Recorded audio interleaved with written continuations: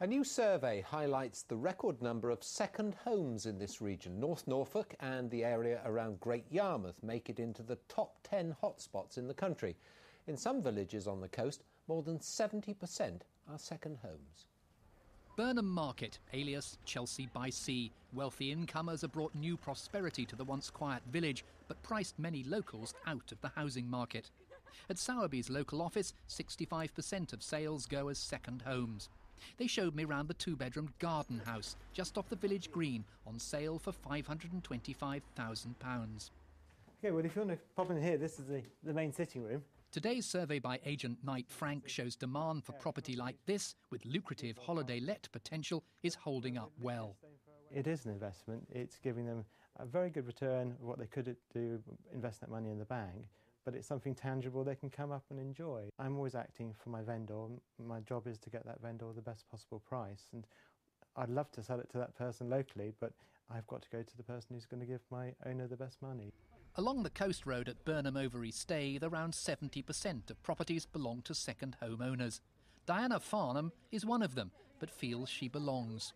I was really half brought up here, and my family have lived up here since the beginning of the last century, really. So I feel it's a very special place, and I feel very much part of it for that reason. But local ferryman Peter Bickle says second homes have blighted the area. It's too many. Why too many? Because that's pushed all the locals out and that's killed the community. And that killed them in every village. That's pushing the local people away. And I think the government should do something about it. Today's survey says there's little prospect of the tide turning. In areas like this, the boom in second home ownership looks set to continue. Kim Riley, BBC Look East, Norfolk. A group of travellers who've moved onto the common at Southwold in Suffolk have been served with a notice to quit. The group of around 8 families arrived on Sunday. The notice has been issued by the landowners, who say they'll get a court order if there's no movement. Travellers at Stansted Airport will not face bank holiday disruption after the Airport Workers Union accepted a new pay offer from BAA. Firefighters, security staff and other workers had threatened to go on strike. They'll be balloted on the new offer over the next 3 weeks. Suffolk has been chosen as one of 10 local authorities for trials of a new way of running our libraries. Under the scheme, people will be asked to play a bigger part in running their local library. The idea is that it will help cut costs. Right, this is the main hub of the library. The internet section is there where... It's clear to see Ralph Girling is immensely proud of his new library. And so he should be. It's state-of-the-art and it costs £1.4 million. But it's not the distinctive building or fantastic facilities that's of interest to the government. It's the way it's run. Our job is to support the library staff. They're all local people. They've all lived here for years. They know the system, and hopefully the powers to be listen to what we have to say. Ralph and the 11 other volunteers help manage in a way similar to that of a school's board of governors.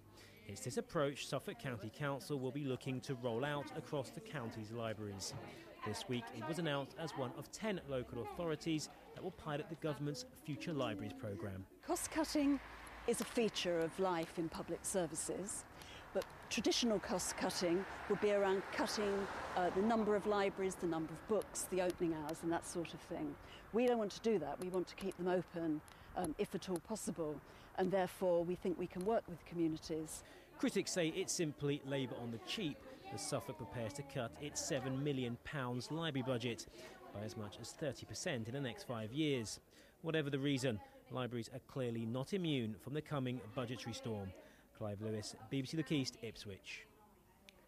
Councillors in Basildon will need to find a bigger venue for a public meeting about selling parkland for housing. Last night, the chairman threatened to call the police as 300 angry people refused to leave a public meeting.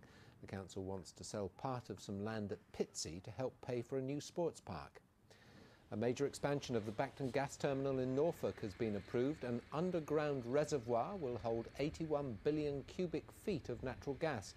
Planning consent has now been given for a new terminal at Bacton where the gas will come ashore. The gas reservoir will be under the seabed, 86 kilometres off the coast. It'll be the second biggest in Britain.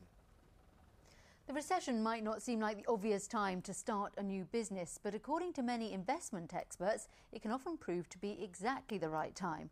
In Ipswich, 3 women have taken the plunge and opened a mini retail outlet with a difference.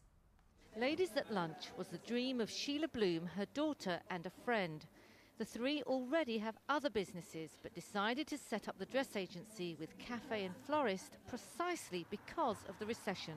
We thought if we all came together as a group with much more lines to offer, we can all support each other and we can all sit around saying, well, there's a recession, perhaps we better not. And we thought, well, perhaps we should. The shop sells nearly new designer outfits and customers can mix browsing with lunch or afternoon tea. A perfect combination. I usually find that with consignment stock, they tend to be a little bit one-off and unique. And quite often I can come across some bargains. By grouping 5 outlets, the partners are able to keep overheads low, a key factor in business survival.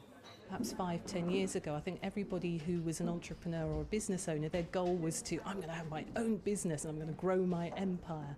Now, people have different expectations and different kind of outcomes that they're looking for. And what they want is long-term survival, and if they have to adapt to survive, then they will. Negotiating a flexible lease also takes off the pressure. Sheila Bloom says they'll know in a year whether the business is viable, but she's optimistic. Marianne Missemdar, BBC Look East, Ipswich.